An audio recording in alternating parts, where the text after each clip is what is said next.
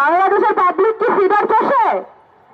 বাংলাদেশের পাবলিক যে ফিডার চষে না তার প্রমাণ পাওয়া গেছে গত 24 ঘন্টায়।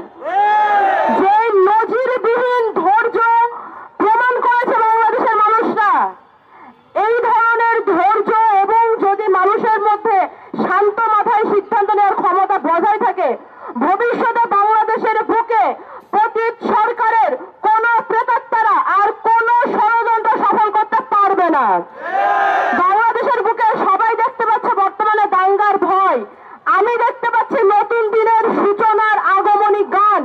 বাংলাদেশের মানুষ যেইভাবে প্রত্যেকটা পরিস্থিতি সামলাচ্ছে, যাতে এই দেশের মানুষ হিসেবে সত্যি সত্যি এখন গর্ববোধ হয়। কালকে যে পরিস্থিতি তৈরি করেছিল উগ্রবাদী সন্ত্রাসীরা এবং পার্শ্ববর্তী দেশের প্রোপাগান্ডা মেশিনগুলো, তাদের বাংলাদেশের ওপর দিয়ে রক্তযজ্ঞ বয়ে যেতে পারত। সরকারের উদ্দেশ্যে বলতে চাই, নাগরিক তার দায়িত্ব পালন করছে, এবার সময় এসেছে আপনারা আপনাদের দায়িত্ব পালন করুন। আমরা 5ই আগস্টের পর যে শপথ নিয়েছিলাম যে দেশ গঠনের শেষ রক্তবিন্দু দিয়ে পর্যন্ত একতা সংহতি বজায় রাখবো, দায়িত্ব পালন করবো, আমরা তা করছি। আপনাদেরকে বসানো হয়েছে জনগণের দায়িত্ব পালন করার জন্য। আপনারা যদি না করতে পারেন আপনাদেরকে জবাবদিহিতা দিতে হবে। আপনারা এবার জবাব দেওয়ার জন্য প্রস্তুত হন। পতিত সরকারের যত কুলাঙ্গার প্রেতাত্মারা এখন পর্যন্ত প্রশাসনকে কাজ করতে দিচ্ছে না, আমাদের সময় আমাদের ফোন ট্র্যাক করে করে খুঁজে বের করে ছাত্রনেতাদের জেলে পড়া হতো। সেই তদন্ত বাহিনী এখন কই? সেই ডিজিএফআই এখন কই? সেই সমস্ত মেকানিজম এখন কোথায়? এখন কেন আমাদের গোয়েন্দা বিভাগ কাজ করছে না? এখন কেন এই ধরনের ষড়যন্ত্রের আগে থেকে কোনো খবর পাওয়া যায় না? সরকারকে বলতে চাই, আপনারা প্রয়োজন মতো প্রশাসনের আগা পাশতলা নতুন করে পাল্টান, কিন্তু এই সমস্ত প্রত্যেকটি ইউনিটকে রান করান। পুলিশকে কাজ করতে হবে, ডিবিকে কাজ করতে হবে, ডিজিএফআইকে কাজ করতে হবে, আর্মিকে কাজ করতে হবে, প্রত্যেককে তার তার দায়িত্ব পালন করতে হবে। কারণ আমরা আমাদের দায়িত্ব পালন করে দেখিয়ে দিয়েছি। বাংলাদেশের মানুষ, আমরা যখন 5ই আগস্টের পরে যখন নতুন বাংলাদেশের স্বপ্ন দেখা শুরু করলাম, আমরা তখন বলেছিলাম যে বাংলাদেশের বুকে আজ থেকে মাইনরিটি শব্দটি উঠে গেল। সংখ্যাগুরু সংখ্যালঘু বলে আর কিছু থাকবে না। প্রত্যেকটি এই জুলাই বিপ্লব যতটা আবু সাইদের ছিল ততটাই হৃদয় তরুয়ার ছিল। এই জুলাই বিপ্লব যতটা নাম না জানা মাদ্রাসা ছাত্রের ছিল, রিক্সা চালকের ছিল, ততটাই বাবার কোলে খেলতে থাকা রিয়া গোপেরও ছিল। এই জুলাই বিপ্লবে সমস্ত পেশার, সমস্ত ধর্মের, সমস্ত বিশ্বাসের মানুষের রক্ত ঝরেছে। সমস্ত বিশ্বাসের মানুষজন এখানে আন্দোলন করেছে, রাস্তায় নেমে এসেছে। সবাই এক বাক্যে স্লোগান দিয়েছে যে আমি আমার দেশের মাটি কারোর হাতে হতে দিব না। এই স্লোগানের পর, দেশের পতাকাকে এইভাবে আগ্রহ ধরার পর, বাংলাদেশের প্রত্যেকটি মানুষ ধর্ম, বর্ণ, মত, বিশ্বাস নির্বিশেষে দেশের সার্বভৌমত্বের জন্য কাজ করে যাবে। কখনো আর কোনো ষড়যন্ত্রকে আমরা সফল হতে দিতে পারবো না, আমরা দেব না। আমি সনাতন ধর্মাবলম্বী ভাই বোনদের বলতে চাই এবং একই সঙ্গে অন্যান্য ধর্মাবলম্বী যারা রয়েছেন তাদেরও বলতে চাই, আপনারা কোন উগ্রবাদী জঙ্গি সংগঠনের সাথ দেবেন না যদি তার সাথে কোনো ধর্মীয় লেবাস যুক্ত থাকে, ধর্মীয় পতাকা যুক্ত থাকে, তারপরেও না।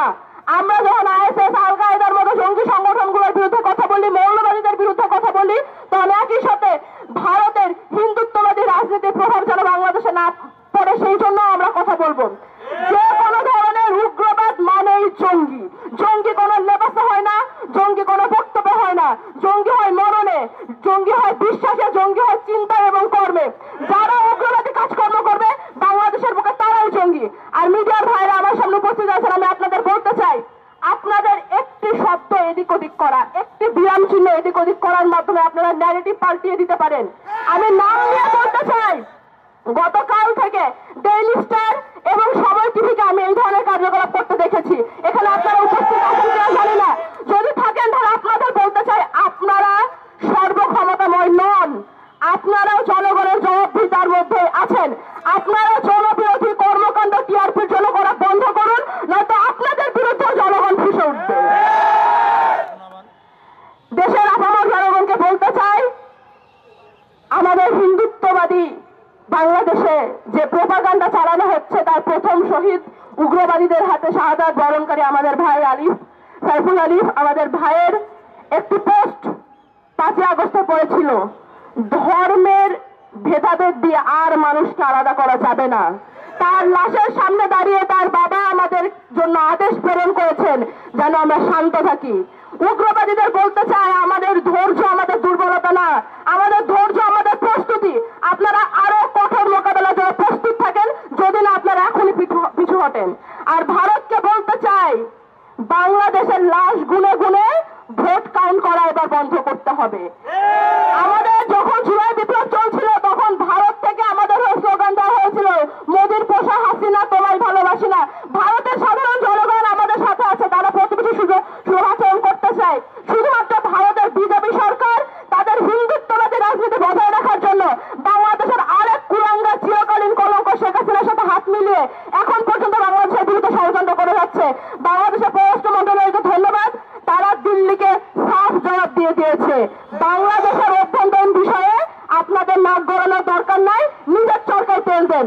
একই কথা আমিও বলতে চাই, আপনি নিজের গতি বাঁচান, বাংলাদেশ নিয়ে আপনাদের চিন্তা করা লাগবে না।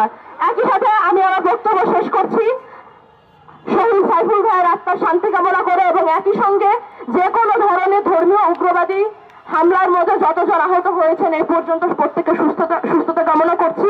আর একই সঙ্গে শেষ কথা সরকারকে বলতে চাই, আপনাদের উত্তর দেওয়ার সময় হয়েছে। ধন্যবাদ।